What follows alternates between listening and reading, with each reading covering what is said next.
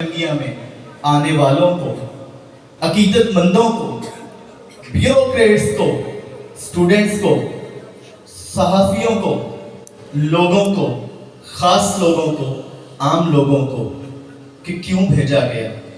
कैसे ढूंढे, वो रास्ते कौन से हैं, उन रास्तों को किस तरह तलाश किया जाता है। ज़ौक़े परवाज़ के अंदर एक खास थीम बताया गया था किबला पीर ख्वाजा ज़ियाउल हक मंसूर शाह साहब ने। क्या अपने आप को तसव्वुर कीजिए कि तख्ता सहरा है, आप अकेले उसके अंदर खड़े हैं, रात की तन्हाइयां हैं, गर्मी की शिद्दत है, बेतलब फिर रहे हैं, रास्ते का तय्युन नहीं हो पा रहा, कोई राह दिखाने वाला नहीं है, कौन आएगा,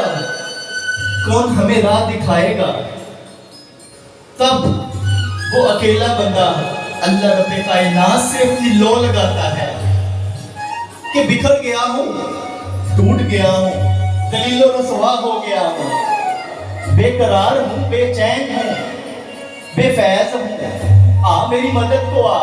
मुझे रास्ता दिखा। तब अल्लाह ताला जब अपने बंदे की सच्चाई देखता है, उसके कल्ब को देखता है कि टूट गया है, बेकरार रूह लिए फिर रहा है, बेचैन फिर रहा है, इसकी कौन बात सही करेगा, इसे कौन मोहब्बत करेगा। तब अल्लाह ताला उसको अपने महबूब का रास्ता सदाए जर्स की सूरत में सुनाता है, लहने दाऊदी की सूरत में सुनाता है,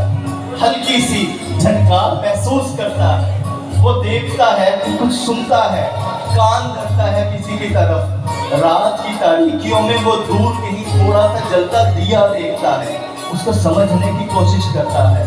उस झनकार को सुनता है जो ऊंट काफले में चल रहा होता है कि खुदारा दौड़ के मैं इस काफले के साथ शामिल हो जाऊं, मुझे मेरी राह मिल जाए, मैं बेकरार हूँ, मुझे मेरा करार मिल जाए, मैं अकेला हूँ, मुझे कोई रहबर व खाती मिल जाए, मुझे कोई मिल जाए जो मुझे उस पार ले जाए, मुझे मेरे महबूब से मिलवा दे। ये वो सदाए जर्स है,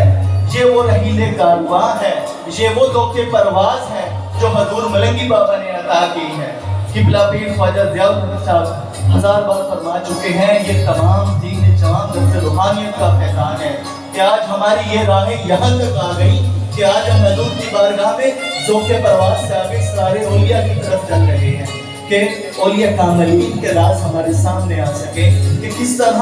मुर्शद कामिल की किताब को पढ़ा जाता है, किस तरह उस किताब को पढ़ा जाता है जिस पे अल्लाह ताला ने लिखा हुआ है, अज़ल से फैसले लिख दिए हैं, कैसे मर्द मोमिन से बदल जाती है तकदीरें, जो हौज़ों के ज़की पैदा तो कट जाती है जंजीरें, वो ज़ौक़ कहाँ से पैदा किया जाए, ये वो रास्ते हैं जो हमें चलना सिखाते हैं।